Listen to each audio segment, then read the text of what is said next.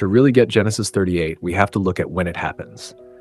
Right before this, in chapter 37, Judah and his brothers had just sold their younger brother Joseph into slavery and convinced their dad he was eaten by a wild animal. Family toxicity level 100. So, chapter 38 opens with Judah deciding he needs a change of scenery. He leaves his brothers and moves to Canaanite territory, which sets the stage for a story that has more twists, betrayals, and drama than a modern-day soap opera. But as we'll see, it also has a massive, beautiful message about God's grace. All right, picture this. Judah has moved away from his family and settles down. He meets a Canaanite woman, marries her, and they have 3 sons, Onan, and Shelah. Time flies, the boys grow up, and Judah finds a wife for his oldest son, Her name is Tamar. Now, the Bible doesn't give us the specifics of what did, but it tells us bluntly, was wicked in the Lord's sight, and God took his life. Tamar is suddenly a widow with no children. Back in those days, they had a custom, which later became law, called levirate marriage.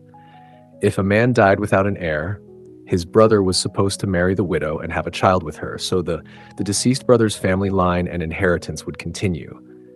It was society's way of protecting widows, who were incredibly vulnerable.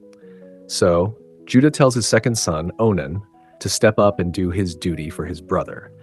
Onan agrees to the marriage, but he has a deeply selfish plan. He knows any child they have won't officially be his. It would legally be heirs. So he goes through the motions of being her husband, but intentionally makes sure she never gets pregnant. God sees this complete lack of honor and selfishness, and Onan loses his life too. At this point, Judah is panicking. He's lost 2 sons, and he secretly blames Tamar. He thinks she's cursed. He has 1 son left, Shelah, but he is still a little young. So Judah tells Tamar, "Go back to your father's house and live as a widow until Shelah grows up." Judah has zero intention of giving his last son to Tamar. He is totally stringing her along, hoping she'll just fade into the background. Years go by. Tamar is waiting, keeping her end of the bargain. Eventually, Judah's wife dies. After his time of mourning is over, Judah goes on a business trip to a town called Timnah for sheep shearing season, which back then was basically festival time. Tamar hears Judah is going to be in town. She looks at the calendar, looks at the now fully grown Shelah, whom she was promised, and realizes she has been completely played. Judah has abandoned her to a life of childless widowhood, meaning she has no future, no security, and no family line. Tamar decides to take matters into her own hands. She takes off her widow's clothes, puts on a veil to completely cover her face, and sits by the entrance of a town on the road to Timnah. Judah comes walking by, sees a woman with a covered face sitting by the road, and assumes she is a shrine prostitute. He walks over and propositions her. Tamar plays it cool. "What will you give me?" she asks. "I'll send you a young goat from my flock," Judah says. Tamar is smart. A promise of a goat doesn't mean much when he walks away. "Okay," she says, "but you have to leave me a pledge, a deposit, until you send the goat." "What kind of pledge?" "Your seal, your cord, and your staff." A man's seal, cord, and staff were his personal identification. It was his signature. Basically, Judah just handed this woman his ancient driver's license, passport, and credit card.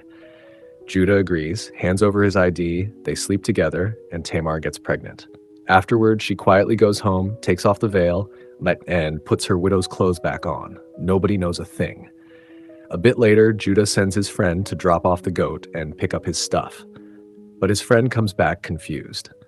"I asked around," the friend says, "and the locals told me there hasn't been a shrine prostitute in that area for years." Judah, embarrassed, says, "Let her keep the stuff. I don't want to be a laughingstock. I tried to pay her. She wasn't there. Let's just drop it." Fast forward 3 months. The town gossip reaches Judah. "Hey, Judah, your daughter-in-law, Tamar, she's been sleeping around. In fact, she's pregnant." Judah is furious. He immediately goes into full judge, jury, and executioner mode. "Bring her out," he demands. "Let her be burned to death." So they drag Tamar out for public execution.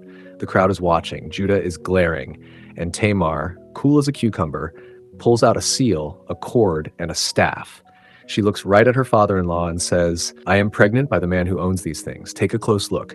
Do you recognize whose seal, cord, and staff these are?" Imagine the silence in that courtyard. Judah looks down and sees his own belongings. In a flash, all his failures hit him. his broken promise, his selfishness, his hypocrisy. To Judah's credit, he doesn't double down.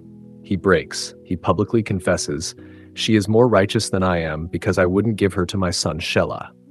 He spares her life, takes her in, and the Bible notes he never slept with her again. When it comes time for Tamar to give birth, she has twins. During the delivery, one baby puts his hand out first. The midwife quickly ties a scarlet thread around the wrist to mark who the firstborn is. But then, the hand pulls back in and the other baby actually comes out first. They name him Perez, and his brother with the red thread is named Zerah. Generations later, from the line of that baby, Perez, comes King David. And generations after that, from that exact same family tree, comes Jesus Christ. In the Gospel of Matthew, when the lineage of Jesus is listed, it specifically mentions that Judah was the father of Perez and Zerah, whose mother was Tamar. The story shows that God doesn't just work with perfect people who have it all together. He works right in the middle of human dysfunction, brokenness, and mistakes. Tamar was an outsider who was wronged, and Judah was a deeply flawed man who made terrible choices. Yet, through repentance and God's incredible grace, they became a crucial part of the story of salvation. It reminds us that no matter how messy our own stories get, God's grace is always bigger.